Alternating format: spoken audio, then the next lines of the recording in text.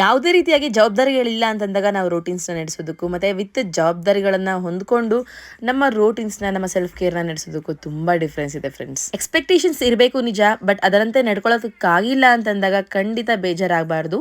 At least daily ಒಂದು step ಅಂತ ಹೇಳಿ ಇಂಪ್ರೂವ್ಮೆಂಟ್ ಹೋಗ್ತಾ ಇದ್ರು ಕೂಡ ಸಾಕು. ಇವತ್ತಿನ ಜಸ್ಟ್ ಸೆಕೆಂಡೇ ಬೆಳಗ್ಗೆ ಎದ್ದು ಫ್ರೆಶ್ ಅಪ್ ಆಗಿ ಇನ್ನೂ ನಾನು ಟ್ಯಾಬ್ಲೆಟ್ಸ್ ಹಾಕೊಂಡು ಅದಾದಮೇಲೆ ಬಾದಾಮಿ ಅಂಟನ್ನು ಸ್ವಲ್ಪ ನೆನೆಯೋದಕ್ಕೆ ಹಾಕ್ತಾ ಇದ್ದೀನಿ. ರಾತ್ರಿನೇ ಹಾಕಬೇಕಿತ್ತು, ಮರ್ತೋದೆ. ಹಾಗೆ ಇನ್ನು ನಾನು ಬಿಸಿನೀರು ಕುಡಿಯೋದ್ರೊಳಗಡೆ ನಮ್ಮ ಪುಟಾಣಿ ಎದ್ಬಿಟ್ಟಿದ್ಲಿ ಇವತ್ತು. ಇನ್ನೇನು ಮಾಡೋಕ್ಕಾಗುತ್ತೆ, ಹೇಳಿದ್ನಲ್ಲ, ಸಮ್ಟೈಮ್ಸ್ ಎಕ್ಸ್ಪೆಕ್ಟೇಷನ್ಸ್ ಆಗಲ್ಲ ನಾವು ಹೆಂಗೆ ಅನ್ಕೊಂಡಿರ್ತೀವೋ ಆ ಥರ. ಅವಳಿಗೆ ಫೀಡಿಂಗ್ ಮಾಡಿಸಿ ಮಲಗಿಸಿ ಬರೋದ್ರೊಳಗಡೆ ಅಲ್ಲೇ ನಂದು ಟೈಮ್ ಕಳೆದೋದಂಗೆ ಆಗ್ಬಿಡ್ತು. ಇನ್ನು ಬಿಡೋದಕ್ಕಂತೂ ಆಗಲ್ವಲ್ಲ, ಅಟ್ಲೀಸ್ಟ್ ಎಕ್ಸಸೈಸ್ ಯೋಗ ಸ್ಟಾಪ್ ಮಾಡಿದ್ರು ಮೆಂಟಲ್ ವೆಲ್ ಬೀಯಿಂಗ್ಗೋಸ್ಕರ ಮೆಡಿಟೇಷನ್ಸ್, ಅಫರ್ಮೇಷನ್ಸ್, ಪ್ರೇಯರ್ ಇದನ್ನು ಯಾವುದು ಕೂಡ ಮಿಸ್ ಮಾಡಲ್ಲ.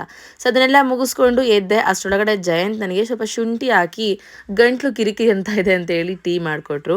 ಆ ಟೀನು ಕೂಡ ಪೂರ್ತಿ ಕುಡಿಯೋದಕ್ಕಾಗಲಿಲ್ಲ, ಯಾಕಂದರೆ ಅವಾಯ್ಡ್ ಮಾಡಬೇಕು ಅಂತೇಳಿ ಒಂದ್ಸರಿ ಫಿಕ್ಸ್ ಆದರೆ ನಮ್ಮ ಮೈಂಡ್ ಆಲ್ಮೋಸ್ಟ್ ನಮ್ಮ ಮಾತನ್ನು ಕೇಳುತ್ತೆ. ಬಟ್ ನಾವೇ ನಮ್ಮ ಮೈಂಡ್ಗೆ ಮಾತುಗಳನ್ನು ಕೊಡೋದು ಕಡಿಮೆ ಮಾಡಿರ್ತೀವಿ. ಇನ್ನು ಮನೆಯಲ್ಲಿ ಚಿಕ್ಕ ಪುಟ್ಟ ಕೆಲಸಗಳೆಲ್ಲ ಮುಗಿಸ್ಕೊಂಡು ಮಗಳಿಗೆ ಹಾಲು ಬಿಸಿ ಮಾಡಿಕೊಂಡು ಇವತ್ತು ವಾಂಗಿಭಾತನ ತಿಂಡಿಗೆ ರೆಡಿ ಮಾಡ್ತಾ ಇದ್ದೀನಿ. ಅಷ್ಟರೊಳಗಡೆ ಮೂವರು ಎದ್ದು ಇನ್ನೂ ಫ್ರೆಶ್ ಅಪ್ ಆಗೋದಕ್ಕೆ ರೆಡಿ ಆಗ್ತಾ ಇದ್ರು. ಇನ್ನು ನಾನು ತಿಂಡಿಗಿಂತ ಮುಂಚೆ ಈ ಡ್ರಿಂಕ್ಸ್ನ ತಗೊತಾ ಇದ್ದೀನಿ. ಇದ್ರ ಬಗ್ಗೆ ಡೀಟೇಲ್ ಆಗಿ ನೆಕ್ಸ್ಟ್ ವಿಡಿಯೋ ಶೇರ್ ಮಾಡ್ಕೊತೀನಿ.